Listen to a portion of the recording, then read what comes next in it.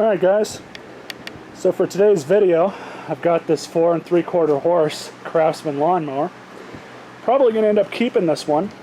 Got it from one of my neighbors, as well as these two other tools right here, two Homelight branded products. So this lawnmower, the guy I got it from said that he had only used it about 6 or 7 times before deciding to get a lawn service.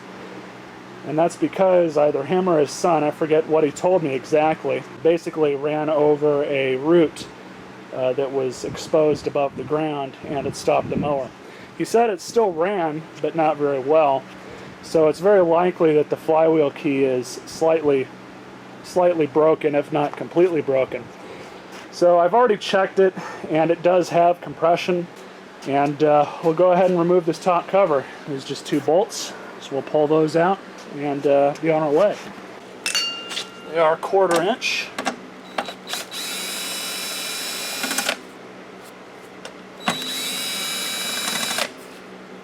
And if memory serves me correctly, there's a piece in the front there that latches on to the top of the starter recoil assembly. And you kind of have to be careful when you pull that out, because it can sometimes break, unfortunately.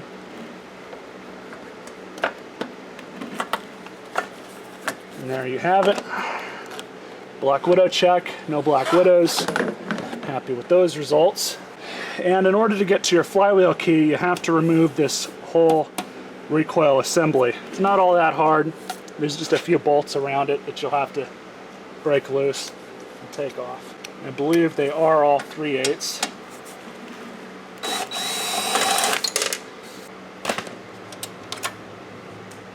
So we'll go ahead and pull that out with the dipstick still attached.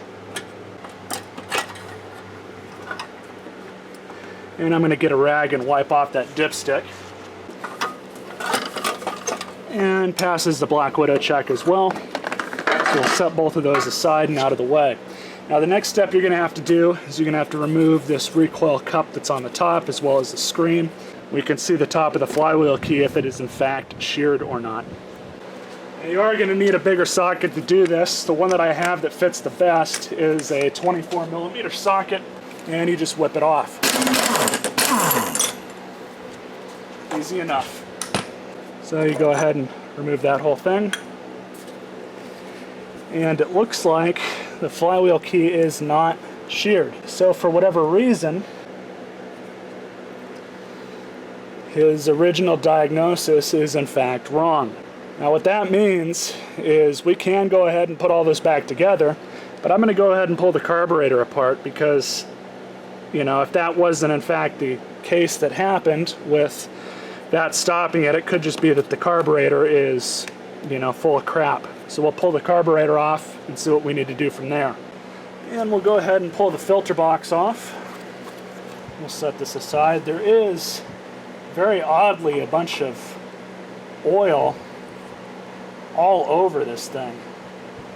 So I don't think he serviced this filter the way he should have. We'll come back to that. So to get the carburetor off, you actually remove the whole gas tank. It's not all that hard to do, but there is a 3/8 inch bolt up here in the front that you take off, as well as what I believe is a 1/2 inch bolt. So we'll go ahead and remove that as well. Set that in our mag tray, and then I'm going to go ahead and you can actually leave the spring on there, but remove it from up here. So you just pull the PCV line off, which is covered in oil, and very gingerly pull the linkage off the top of the carburetor. It'll kind of be irritating to do this, but as long as you're patient, you won't break anything. So there's the whole assembly. We'll get this on the workbench and see what's wrong. So now I'm a little curious as to if any oil got into the gas tank and mixed with the gas. And though the gas in there does look kind of old, though I will drain that out, I'm not seeing any indication that there's any oil in there. It's what's in there is sloshing around just fine. So I'm not really too worried that there's any oil in there. There might be a little bit, but we'll have to determine that once I get the carburetor off. Now the thing is with these carburetors, it's always a good idea if you pull them to go ahead and replace the gasket. Unless you literally just replaced it, you don't really need to worry about it. But since I'm going to go ahead and pull this carburetor off, and I don't know the condition of it and I have one on hand, I'm just going to replace it anyways. So it's really easy to pull these carburetors off. There's 5 screws that go around them, and you just unscrew them. Now these are plastic carburetors, so when you pull them off, you kind of want to be careful as to not damage the pickup tube, especially that's at the bottom. So all you need is just a little bit of force and you can pull the whole thing off. Definitely looks like this gasket needs to be changed. Now you want to remember that the rib side is on the top, but as you can see, the diaphragm here, it's a little bowed out a little bit. They're not supposed to be bowed out that much, and though I can still move it with my fingers, it's kind of hardened up a little bit, so that can cause, you know, hard to start issues as well. So what I'll do is go ahead and clean the whole gas tank out. You guys don't really need to see that. And then I'm going to shoot some carb spray in and around the carburetor and hopefully get her cleaned up pretty good. It's not really giving me any sort of suspicion that it's clogged up or anything like that, but because I've already got this thing off and it's easy enough to do, I'm just going to shoot some spray through it anyways. So now both the gas tank and the carburetor have been cleaned out. I'm happy with the results. The gas tank cleaned up really nicely, and it actually looks really nice in there now. You guys can kind of see the bottom of the tank. Can't really see what I can see because of the camera, but it's all nice and clean in there now. So I'm happy with sticking that back on the lawnmower, and I have no issues with that. Now what we can do is go ahead and finish off with the carburetor. Now before you stick this thing back on, you're going to want to put that new gasket kit on it. So you put your screen back on, that pickup tube, and you put the spring back on that little nipple right there. So now what you can do is go ahead and put everything back together. Throw the base gasket on first, as well as the ribbed gasket, which goes on top. So now we're ready to reinstall the carburetor. Make sure that spring or the screen doesn't come off. And all you do is just set it back on in place, and you can kind of line the gaskets up as you set it back down. Now that they're all lined up, just go ahead and throw your screws back in. And you don't want to over tighten these, because you'll risk cracking the bottom of the carburetor, and you definitely don't want to do that. So then you'll have to more than likely replace the carburetor. Though these carburetors aren't all that expensive. This design has been around for decades, so thankfully all the parts for them. It's one thing I like about Briggs Motors is, for the most part, parts are very cheap for them. So in the event that you do actually have to buy another carburetor, they're not all that expensive, especially if you buy from Amazon or eBay. I cleaned up this top gasket that goes underneath the air filter box. Just wiped all the oil off of it. And so now we can go ahead and put our spring back on. And we'll set that aside like that. And now we can go ahead and throw this bad boy back on the lawnmower. Now putting everything back on is pretty much just the reverse of how it all came off. So it's not really that big of a deal. But what you want to do first, as always, is connect your throttle linkage back on. Get your spring out of the way. You can also remove that and save it to put it back on once you have everything reinstalled. But you just fish that little guy over there. And then you also have this bracket which came off because I pulled off the starter recoil. It would have stayed on there had I not pulled the recoil off. And that just goes back on. So first thing, I'm going to fish that 1/2-inch bolt back into the mower. Just kind of thread it into place. Same with this 3/8 inch.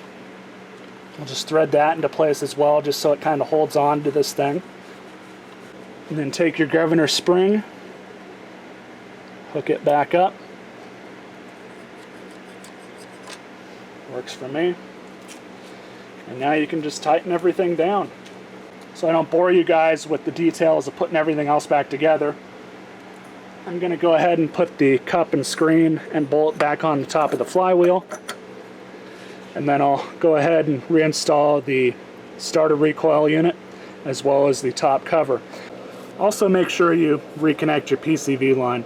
They're pliable and flexible enough most of the time when they're not old that you can just throw them back on regardless. I always kind of save that as the last step anyways. So now that the carburetor is done, other than the air filter box, I'm going to go ahead and put the starter recoil back on, the top red cover. And after I get that all done, which you guys don't need to see me do that again, I'll show you guys the proper way to service that air filter. So unfortunately it didn't record it, but you guys can see there's a bunch of oil all over my hands.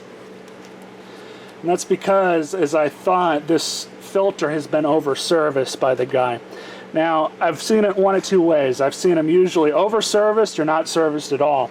People don't realize that when you put a new filter like one of these in your lawnmower, you're supposed to put a little bit of oil on it, and I do mean a little, maybe just a little bit over a tablespoon's worth. You put it on top of one of the sides, and you scrunch the filter up and roll it around in your hands a few times to kind of saturate the whole thing in a light film of oil. This guy, it was almost like he doused it in oil and then immediately threw it on his lawnmower, which, as we saw, there is oil all over the place on top of the carburetor and gas tank, and there's even quite a bit of oil on the mower deck.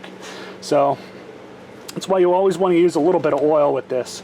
And I've seen them not serviced at all with oil. People incorrectly think that you buy a new one of these, you don't have to do anything, you just throw it in and go. Well, these things work by having the oil inside of the media, and that's what attracts the dirt and dust around it and prevents it from going into your lawnmower. You always want to service that with just a little bit of oil, because over time, if you don't, that'll wear your rings out and you'll have a lawnmower that's not even worth fixing at that point. So you always want to keep these things properly serviced and lubricated just a little bit. You don't want to overdo it. So with that being said, I've already cleaned out both of these. Thought the camera was recording earlier, but it wasn't. And I'm just going to put these back together, throw it back on the lawnmower. Now, one other thing I did forget to mention is sometimes when people get a little overzealous is they over-service their lawnmowers. And it's always good to check and see where the oil is actually at, what kind of condition it's in.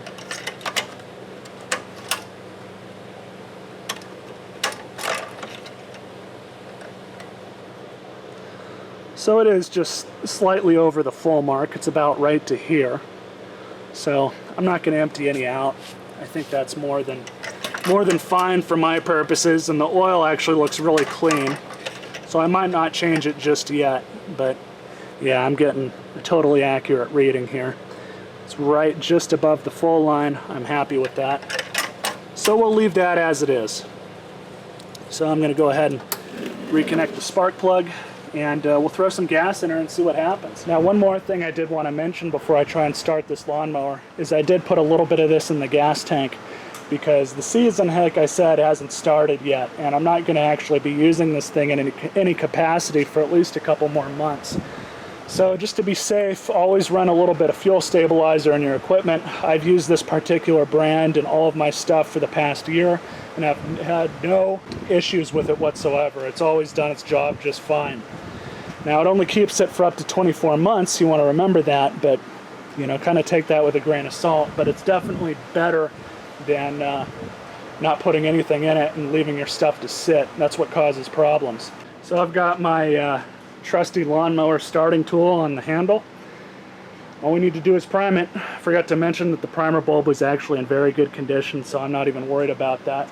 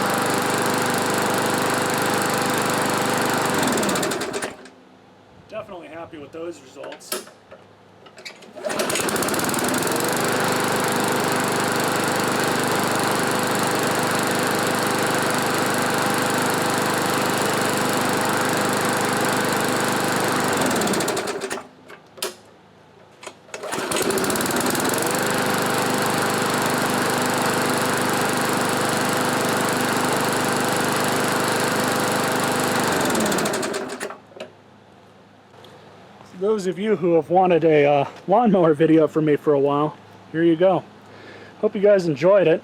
This was somewhat an easy fix, wasn't too bad. Didn't have to pull a flywheel off, but I do have a lot of keys on hand for the times I do. And had to replace a lot of flywheel keys over the years, that's for sure. But I hope you guys enjoyed this video. Stay tuned for more, and you all stay classy.